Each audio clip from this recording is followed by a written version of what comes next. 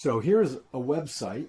It's talking about some of the details of the things that we've already talked about. But here it's talking about, it's going to illustrate this with a 16-bit being requantized down to 8-bit. And the reason is that it'll be easier to hear the errors with 8-bit than it is with 16-bit. So we want to make this easy for us to hear this. So we're not claiming that what we're about to hear with 8-bit is good. We're just claiming that we're looking at relative comparison between 8-bit without dither and 8-bit with dither.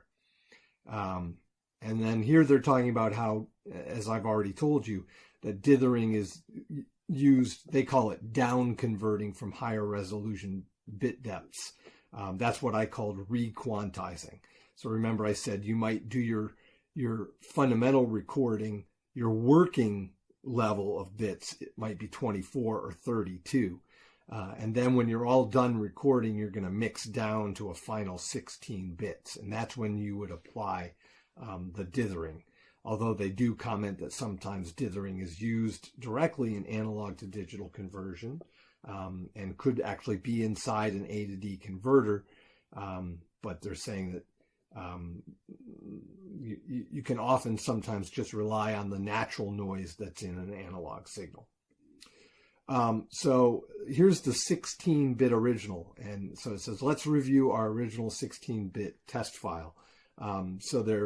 It's going to be somebody speaking and telling you what level their voice is at that time. So it's going to start at 0 dB full scale. So as loud as that can be without clipping whatever made this recording. And then it's going to keep going down in, I think, jumps of maybe 4 dB or something like that. And it says it's going to go all the way down to minus 90 dB relative to full scale. And it talks about here that you need to have the volume turned way up and be in a quiet place. So we're going to get to a point where we won't be able to hear it, but it'll still be playing. You might have better luck playing this on your own device and listening carefully in a quiet place. I don't know. So that'll be the 16-bit original. Then we will listen to the same thing that's been requantized down to 8 bits, but with no dither. And they're saying here that severe quantization distortion occurs, and you'll notice a loss of clarity below minus 36 dB full scale, and below minus 48 dB full scale, there's no signal whatsoever. You've dropped below the ability of an 8-bit quantizer to capture that. And then they're saying here that, you know, although the quantization artifacts are often described as noise, the perfectly preserved silences in the 8-bit signal serve as proof that quantization doesn't add noise but distorts the original signal. So clearly we're not necessarily adding noise once it's dropped below that lowest level where it just gets quantized to 0. And then we're going to apply dither. And they're saying here that, you know, we're going to listen to, okay, so here it is. Now listen to the 8-bit dithered version. The dithering noise is clearly audible, so you'll hear that it has a higher level of noise. But instead of masking the useful signal, it acts as, well, they say an enhancer, but it enhances in the sense that we'll be able to hear the speech down to minus 54 dB full scale, 18 dB better than what we saw with the undithered part. And as the speech level approaches 0, the addition of the dithering noise keeps toggling the 8-bit output between 0, silence, and 1 least significant bit. So at that point, without the dither, we would have just clamped to all zeros. So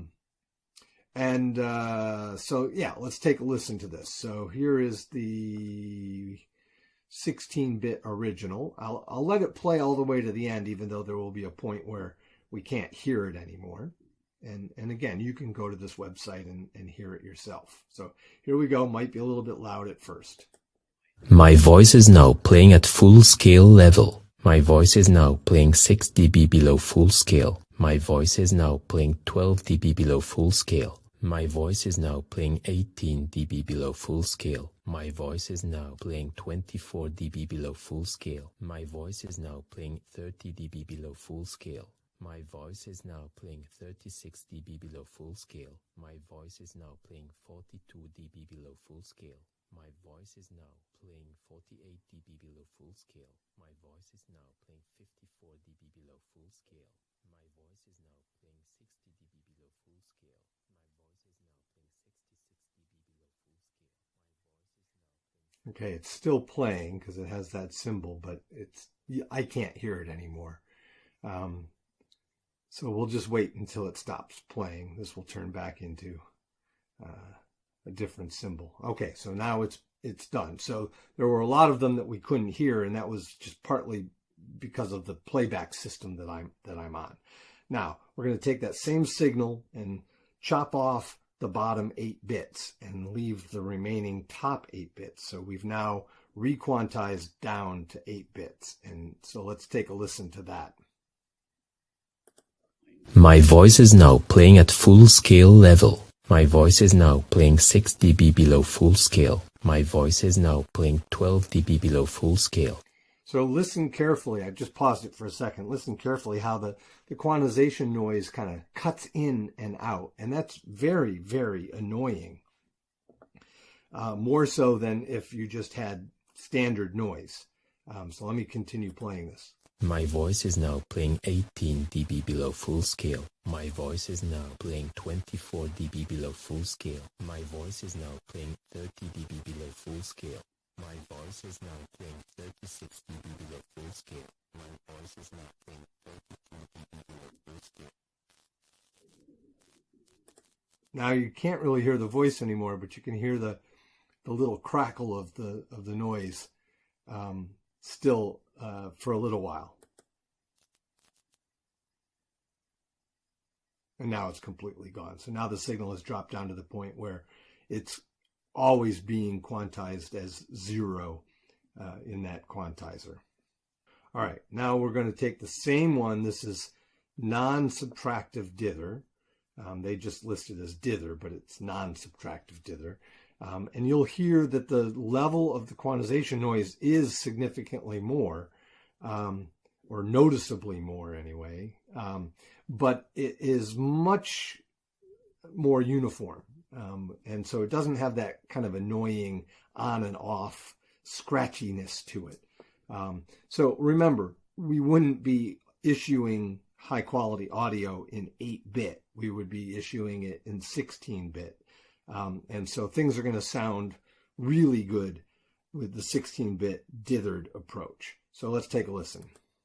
My voice is now playing at full scale level. My voice is now playing 6 dB below full scale. My voice is now playing 12 dB below full scale. My voice is now playing 18 dB below full scale. My voice is now playing 24 dB below full scale. My voice is now playing 30 dB below. So hear how that is not fluctuating with the signal, even though the signal is really low level now.